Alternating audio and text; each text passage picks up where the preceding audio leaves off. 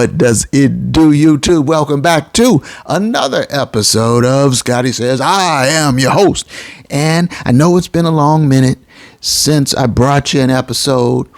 The last episode was several months ago from the Nile River in Egypt. Check that episode out if you haven't seen it already. But much has transpired since that last episode several months back. I lost a dear relative and sports debate partner and loyal subscriber. And so I want to give a final shout out to Uncle Milton Spencer Scott Jr. Rest in paradise. Love you. Now, let's get back to the subject at hand for today. The NFL season has returned. The Rams are back.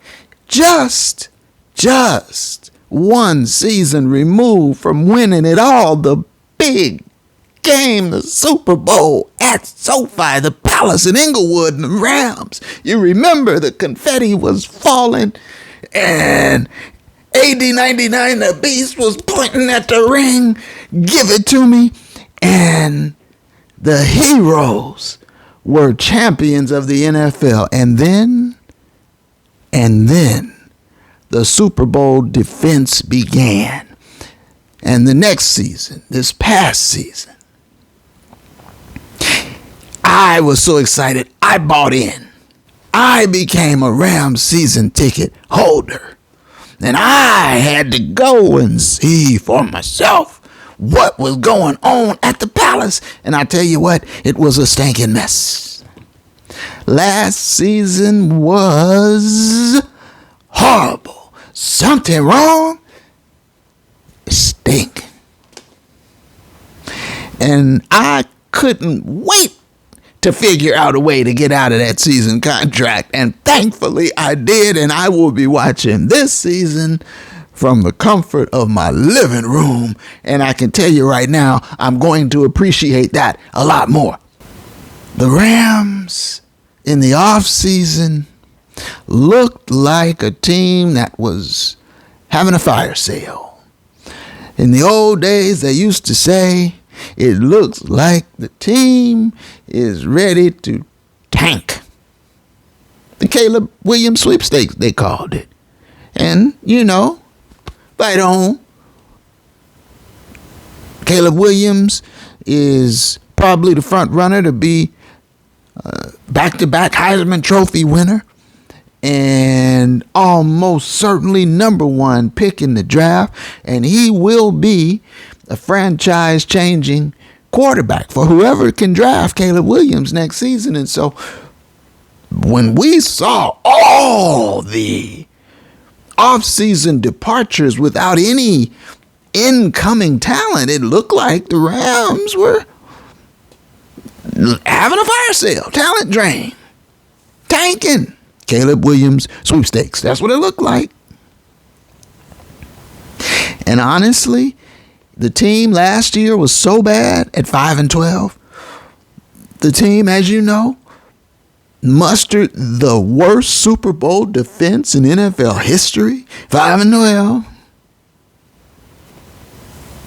And so after seeing that garbage, too close, I saw it too close, it burned my retinas. After seeing that, and then watching the fire sale, seeing ashes gone up in smoke.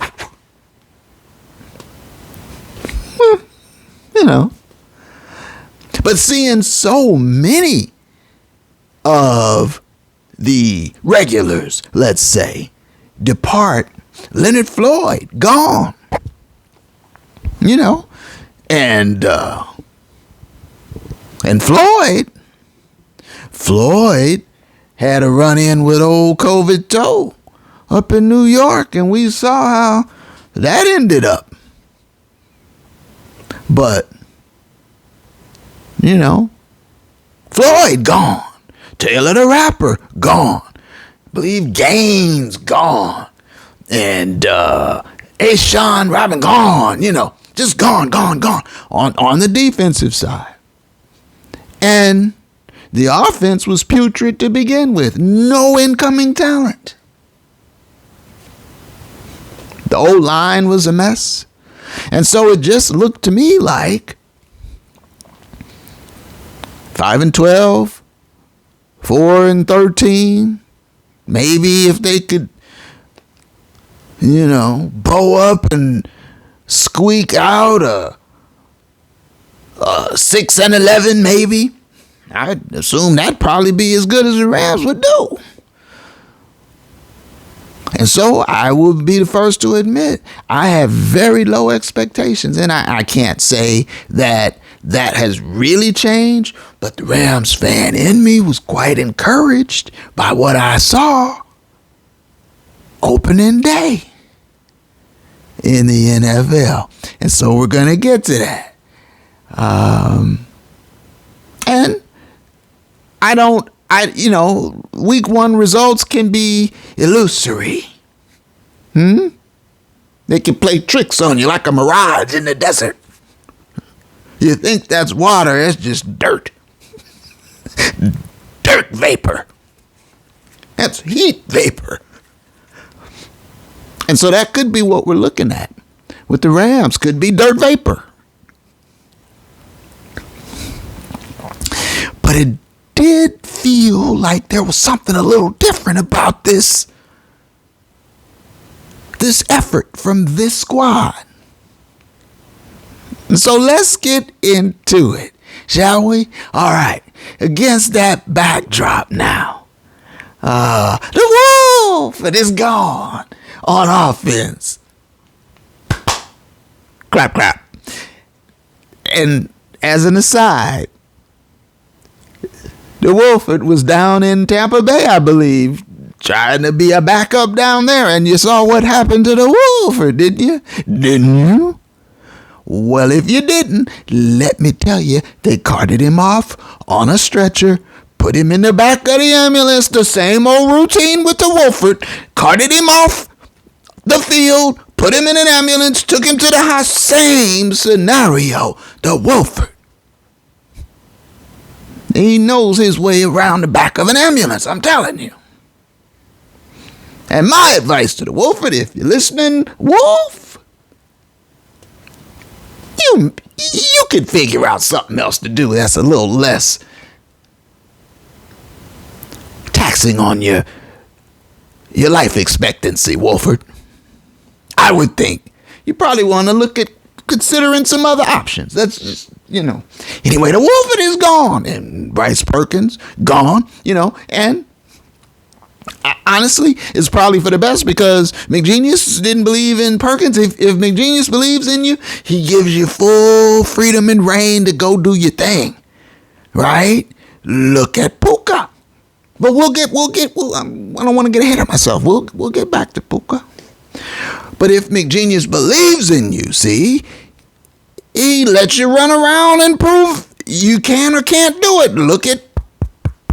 He gave Stoney plenty of leeway. Gave Stoney plenty of rope. And I think Stoney finally hung himself because we barely saw Stoney. I understand Stoney has now been officially named captain of special teams. The stone-handed one. So Stoney had no targets, no receptions, no yards, but he was out there running around. I saw him jump in the backfield as a fullback a couple of times. Mr. McWonder, if you're listening, that play, that sequence of plays you've drawn up where you run Stoney in the backfield like a fullback and then run something out of that set, stop doing that. Throw that away. Chuck that in the garbage, Mr. McGenius. That whole little look, it's not getting you anything. Okay? It's a busted play waiting to happen. But I get ahead of myself. So, with so many departures, so little incoming talent, so low of a bar for expectations, and I admit myself included, the Rams roll into Game 1 of the NFL season. Week 1 in Seattle. They are road dogs, 5.5-point road dogs up in Seattle. You know, the 12s. It's so loud. It's the 12s. It's hard to play up there. And fair enough now, Seattle made impressive strides last season and looked like a team that was on the come up. So, rightfully so, the Rams were dogs on the road, the 12s in Seattle. And from the jump, it looked like it was a different kind of a spirit around this squad. And, you know, Seattle got out to a 3-0 lead, fair enough, you know. But on the Rams' first offensive drive, I tell you what, I was well encouraged by what I saw. I saw a 16-play opening drive by the Rams offense. 16 plays now. The most opening plays by a Rams offense since before the greatest show on turf, going way, way back. All right. 16 plays, 75 yards, more than 9 minutes. And they drove that thing in there for a touchdown and set the tempo and the tone for what was to come. And I said, look at this. All the concerns I had about the offensive line as the game progressed just seemed to dissipate to the point where I felt really, really good about the O-line.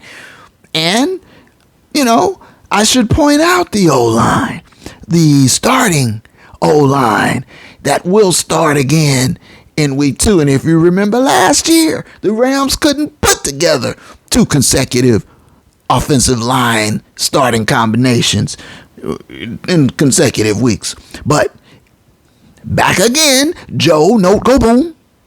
You got at center Brian Allen, Steve Avila, Tremaine Ankrum Jr., and really the anchor of the offensive line, I mean to say, Rob Havenstein. So,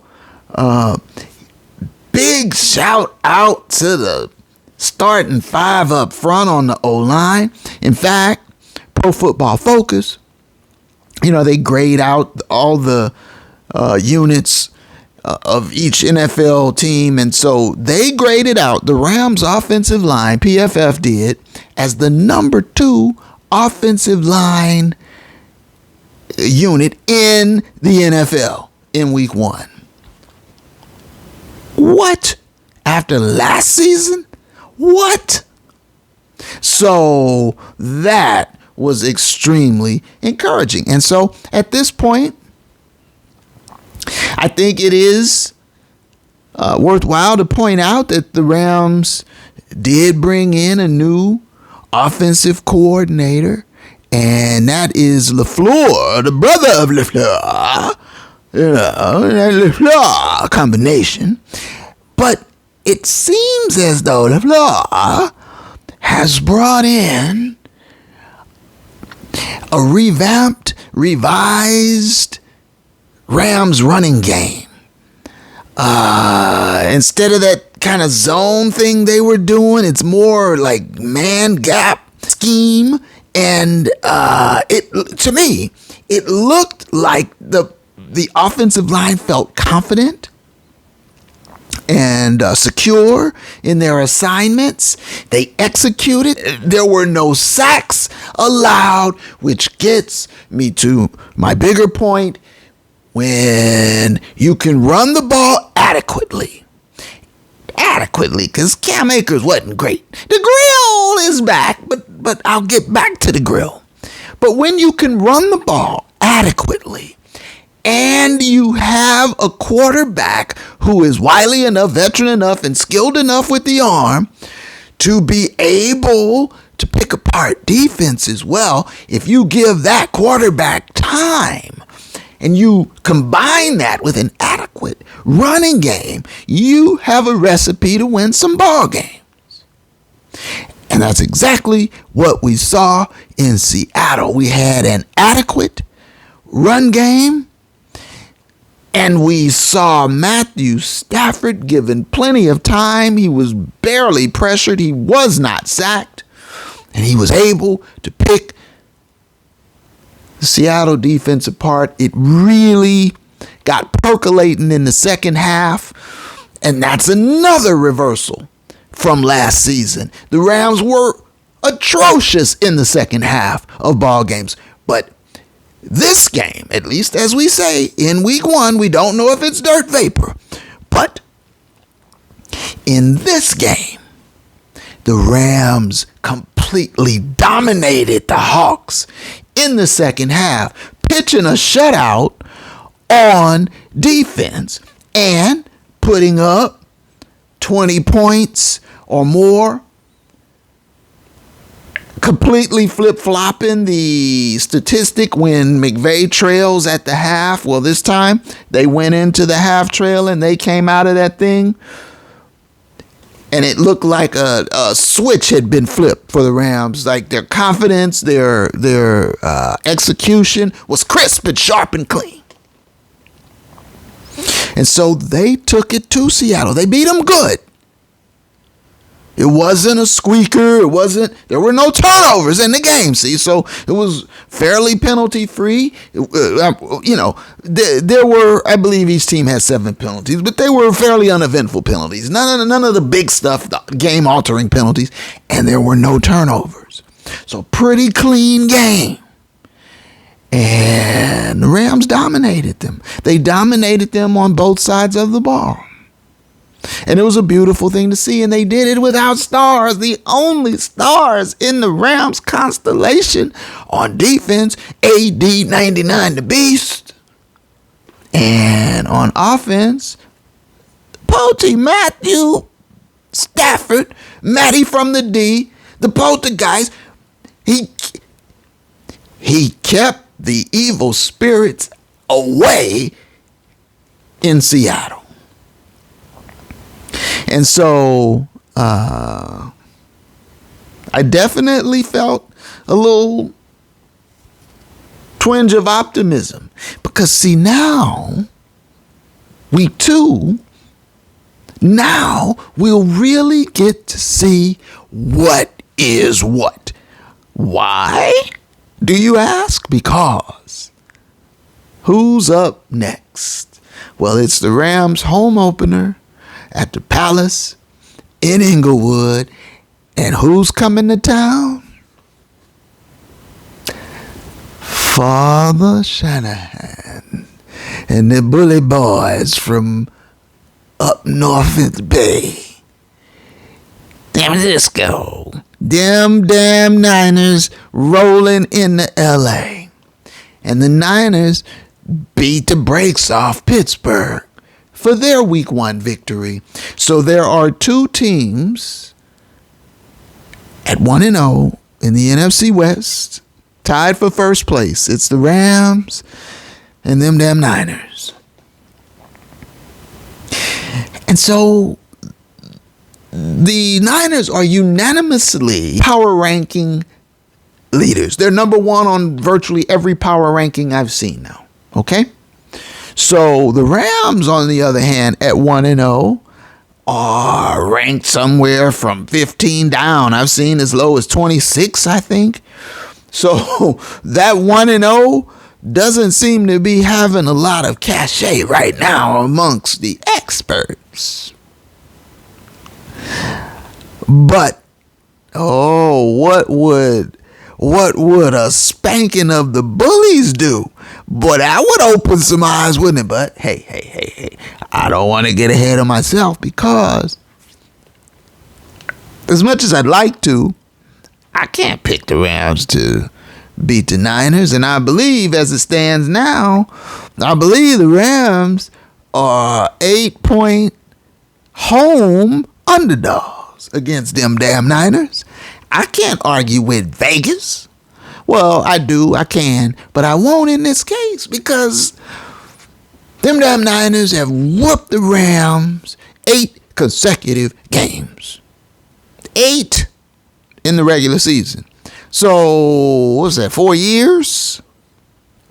4 years. The one Rams victory, though, over them damn Niners was a classic. It sent the Rams to the Super Bowl that they would eventually win. And so that one was one for the books. But it was a championship game, a playoff game, regular season. The Rams have lost 8 in a row. There's no reason really to think that they're going to be able to deal with the big boy bully from the Bay. But I can't wait to see, because there's a different feel, a different vibe, a different spirit around this team.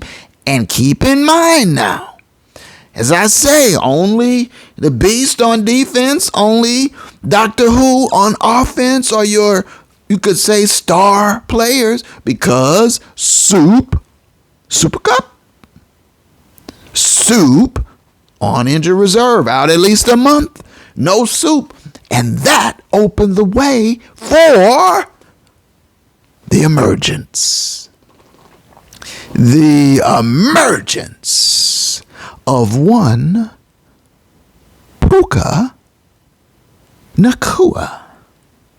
Yeah, Puka Nacua, a rookie who, in his first NFL game, game 1 of his debut campaign, caught 100+ yards of passes from Doctor Who. In fact, you got to give a shout out to both Puka and Tutu. Puka and Tutu, because Tutu Atwell also cracked a 100-yard receiving mark. And so you had 2 receivers with 100 yards receiving each. And it was a beautiful thing to see. So let's hope that what we glimpsed was not dirt vapor. Let's hope that we have seen the nascent stages of a beautiful, budding crop of young Rams players, because the Rams field the second or third youngest team in the NFL, and that's with Matthew Stafford, the poltergeist, on the team. Now, after that opening drive, the Rams ended up going into the half, and they did trail at the half, as mentioned, but they came out of the locker room for the third quarter and put their foot on the gas. They took that opening offensive drive, another, I believe, 10 plays, another 76 yards, and they never looked back. And they followed that up with a 14-play, 79-yard drive to salt the game away. So game balls go out to one Matthew, the poltergeist Matty from the D, Stafford. The man had the second highest QB rating, graded by QBR, graded by Pro Football Focus, second in the NFL, only to number 1 Brock Purdy in week 1. So there you got it now.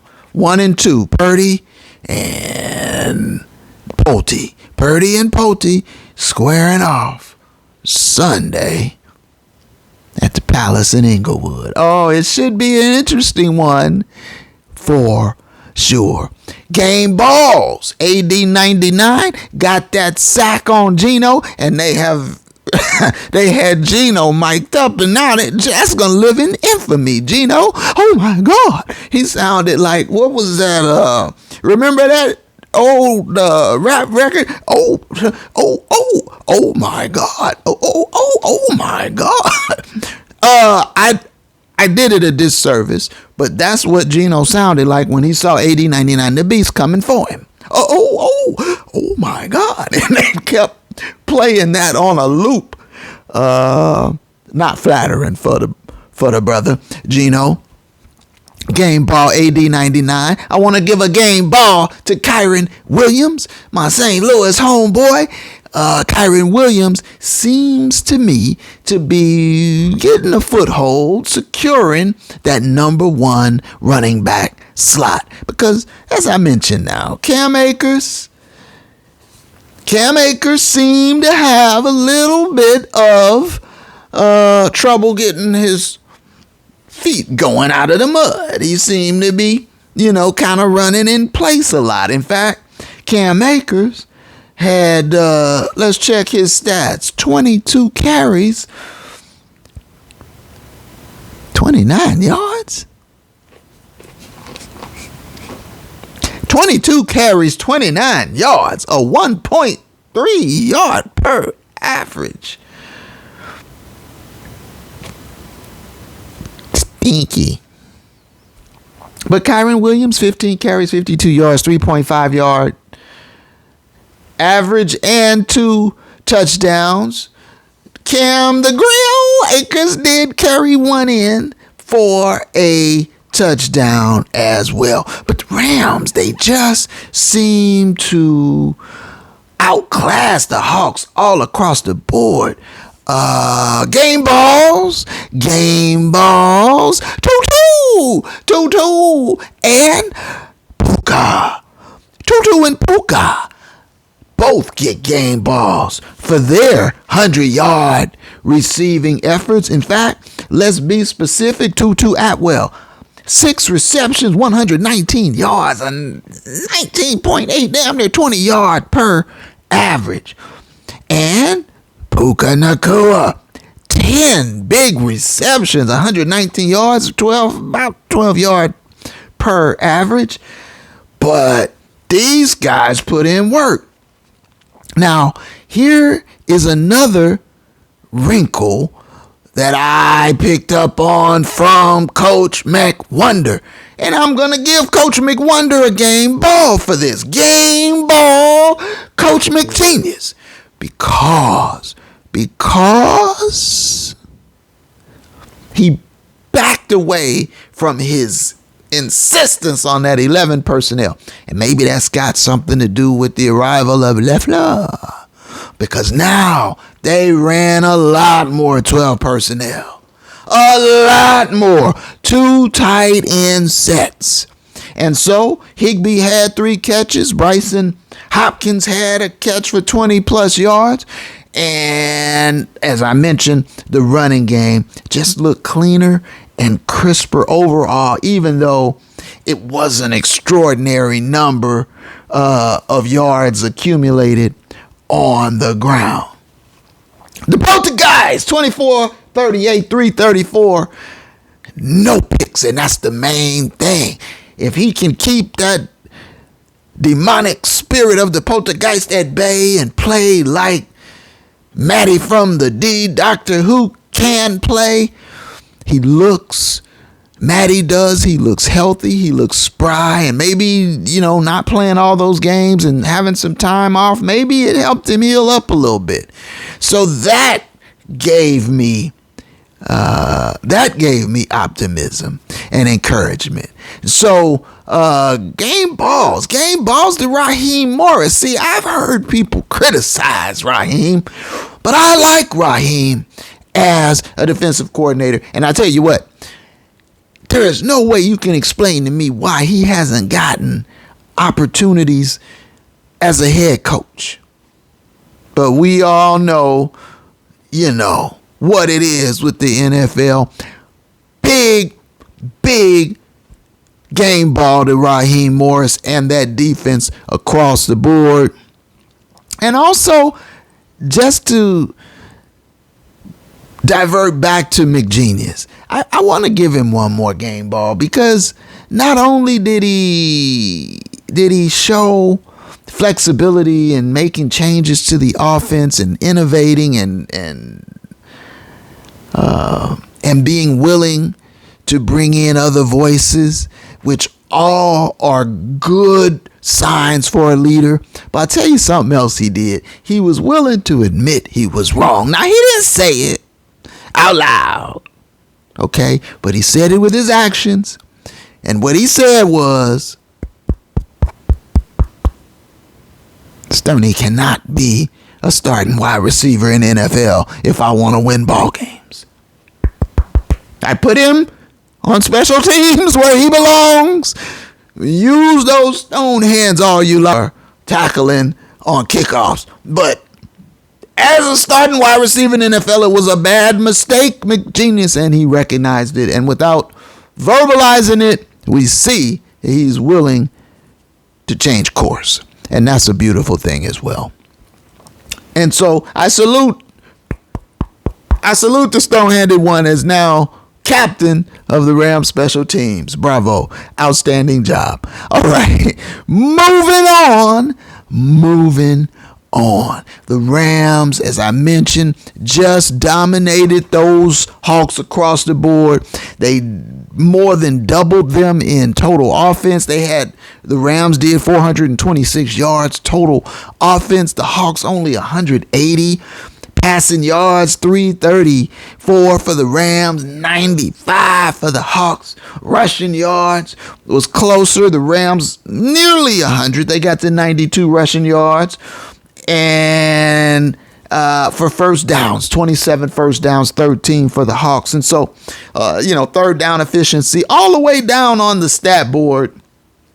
You can see the Rams just were the better team. Both teams played hard, okay? But the Rams were the better team and deserved that victory. On third down, they were 11 of 17. The Hawks just 2 of 9.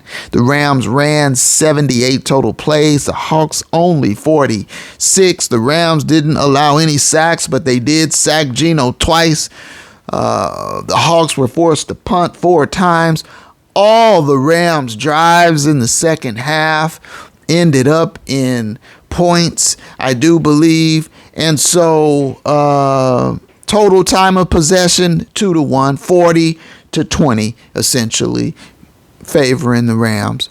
So it was eye-opening, it was dominating, it was impressive. And now I'm very excited to see what happens when them damn Niners, the bullies from the Bay, roll into LA on Sunday.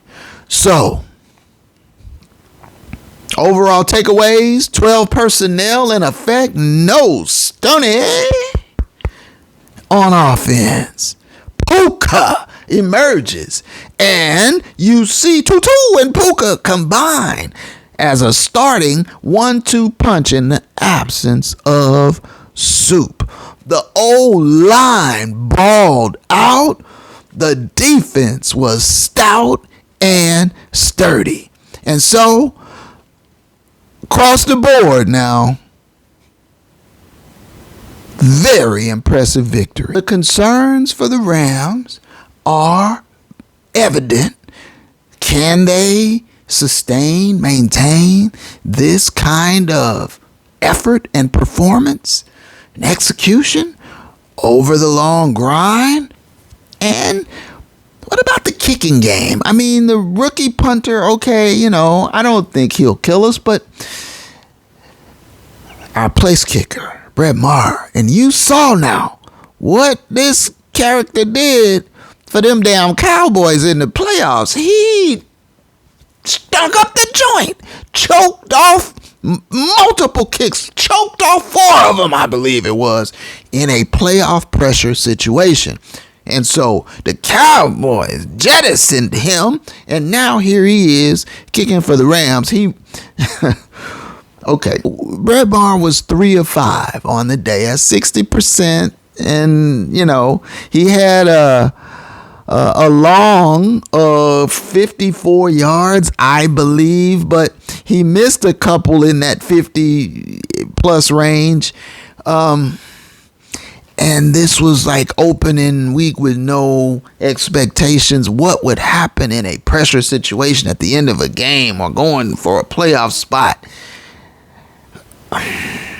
I feel like it's a strong possibility this guy's going to cost you a game or two if they're going to go with him long term. But hey, who knows? Maybe he had therapy and he'll be a little better. Maybe. I think that's like it's a ghost in the machine that's waiting to grab you at the most inopportune of moments. So, you know, you got to hold on to your wig for that one. And then the other thing, the Rams have 19 rookies on the roster. So I just have to go back to McVay one more time and say this. The man looks reinvigorated, recommitted. He looks re-energized to coaching. And, you know, there was a time when, you know, is he going to retire? Is he going to go to the booth? Is he want to have a family? He looks all in. And when he's focused and when he is dialed in, he's still one of the very best head coaches in the business. That's why I call him McGenius. So that's something that gave me optimism to see that level of energy, and it seemed to me fire in his eyes. It's a good sign. I mean, after the victory, he was getting emotional, talking about how much he loves these guys and don't listen to the outside world, and and he's anyway. So now I feel like, okay, maybe this will be interesting. What will happen as we move forward? Will Cam the Grill Lakers regain his starting grip on the running back position? Will Matty from the D, Poltergeist Stafford, be able to keep the demonic forces at bay and resist the urges and temptations to chuck objects at opposing players? Will McGenius restrain his love of Stoney and keep him on special teams? Will AD99 the Beast and the rest of the defense be able to maintain these kinds of strong performances when they play more explosive offenses like the one we're about to see on Sunday? Is this just dirt vapor? Or is that water in the distance? We're walking through the desert, folks, but it's just the first few steps of the journey. But I tell you what, I think I'm going to have to be here to cover it, at least some of it, as we walk along the way. So do me a favor and throw me one of these. One of these. Throw it to me now. Please subscribe if you haven't already. Leave me a comment. Let me know what you're thinking. Do you agree, disagree with my takes? And until the next time, which won't be too long from this time, my friends, one love.